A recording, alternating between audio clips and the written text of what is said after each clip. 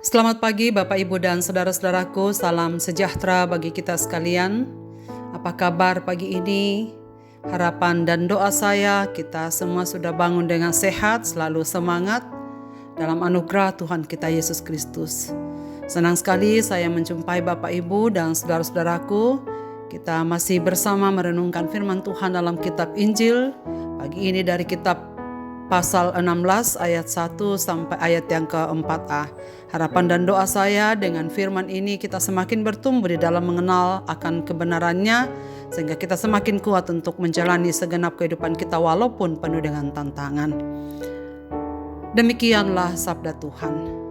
Semuanya ini kukatakan kepadamu, supaya kamu jangan kecewa dan menolak aku. Kamu akan dikucilkan, bahkan akan datang saatnya bahwa setiap orang yang membunuh kamu akan menyangka bahwa ia berbuat bakti bagi Allah.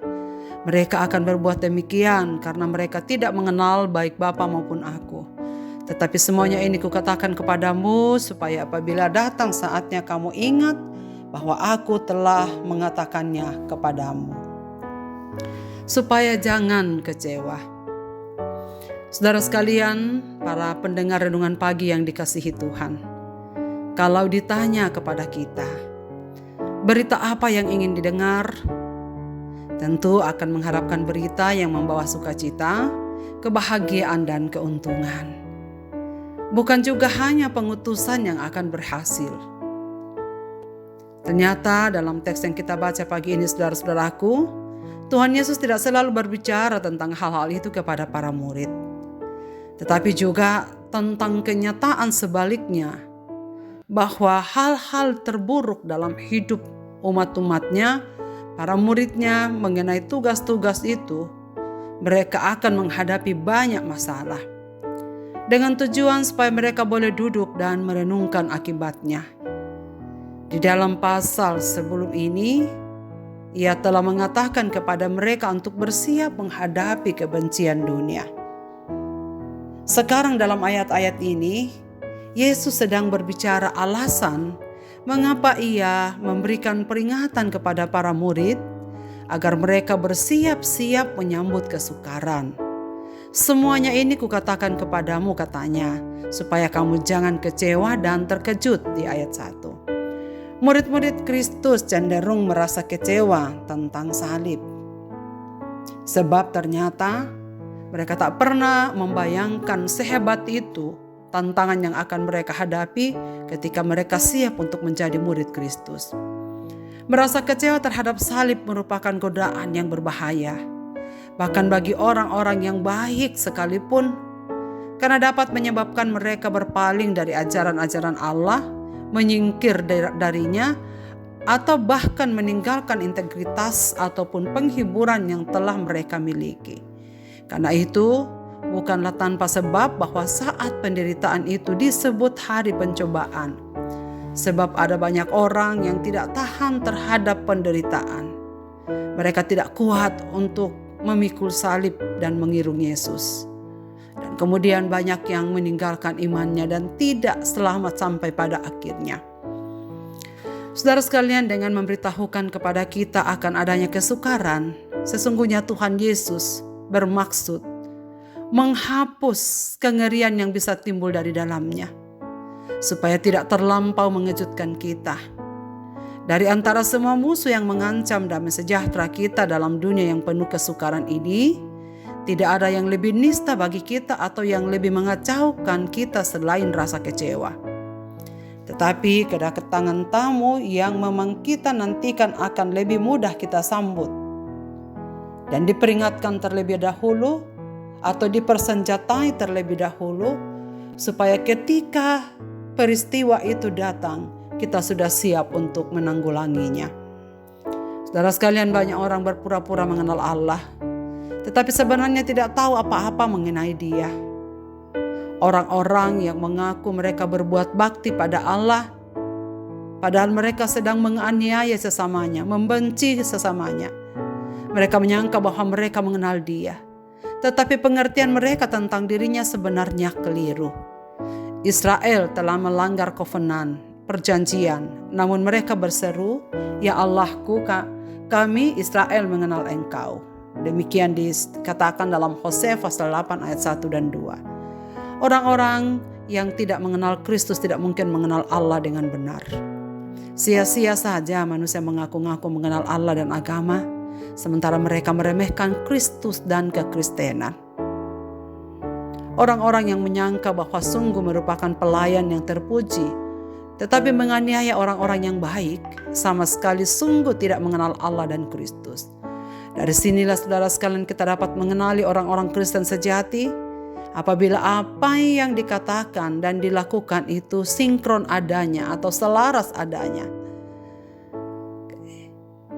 Orang-orang yang mengenal Kristus tahu bahwa Ia datang ke dalam dunia bukan untuk membinasakan manusia, melainkan untuk menyelamatkannya, bahwa Ia memerintah dengan kuasa. Dengan ayat ini saudara sekalian kita harus memiliki keyakinan bahwa Yesus datang ke dunia ini untuk menyelamatkan orang berdosa. Maka Ia adalah juru selamat. Maka Ia adalah penolong kita, penghibur kita, dan teristimewa penyelamat kita dari dosa-dosa mereka. Karena itu Ia mengatakan, "Akulah jalan, kebenaran dan hidup. Tidak ada seorang pun yang sampai kepada Bapa kalau tidak melalui Aku." Saudara-saudaraku yang dikasihi Tuhan, biarkanlah pagi ini kita menerima firman.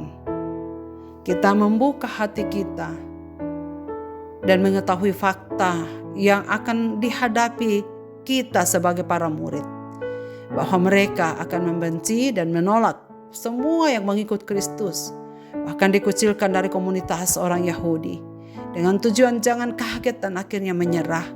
Tuhan Yesus sedang berterus terang kepada semua orang yang percaya tentang penderitaan yang akan dihadapi oleh para murid. Secara keseluruhan, teks yang kita baca pagi ini mengajak kita untuk menghadapi tantangan hidup dengan iman, mengandalkan kasih dan kuasa Tuhan, dan selalu mencari kehendak-Nya dalam segala hal. Ketika kita hidup dalam persekutuan dengan Allah melalui Yesus Kristus dan mengandalkan firman-Nya, kita akan mendapatkan ketenangan, kekuatan, dan penghiburan di tengah-tengah cobaan dan godaan dunia ini. Kiranya Roh Kudus menolong kita saudara sekalian untuk melewati semua masa-masa sulit dalam hidup kita dengan baik. Marilah kita berdoa. Tuhan, terima kasih banyak untuk sabda-Mu yang kami dengarkan pagi ini. Sekarang kami tahu jikalau pada akhirnya ada orang yang akan menolak kehadiran kami, sesungguhnya kami tahu bahwa mereka belum mengenal Engkau dan belum mengenal siapa Yesus Kristus Tuhan dan Juru Selamat itu. Kami bersyukur kepada-Mu Tuhan untuk firman ini, supaya kami jangan kecewa, supaya kami jangan terkejut dan akhirnya menolak Kristus di dalam perjalanan yang akan kami tempuh ini dengan berbagai-bagai tantangan dan cobaan. Hamba-Mu berdoa supaya Engkau yang akan memelihara iman kami, memelihara semua pendengar renungan pagi pada pagi ini, dimanapun mereka berada. Peliharalah iman mereka, supaya mereka jangan gentar menghadapi dunia ini, dan jangan pesimis serta takut menghadapi kenyataan. Karena yang kami tahu bahwa Bapa Surgawi dalam Roh Kudus turut serta di tengah-tengah kehidupan kami dan menyertai kami.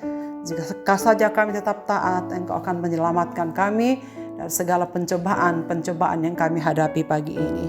Hamba-Mu ingin berdoa kepada segenap pendengar renungan pagi ini yang sedang berduka dimanapun mereka berada.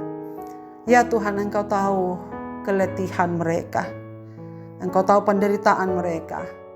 Kehilangan orang-orang yang mereka kasihi dari hadapan mereka.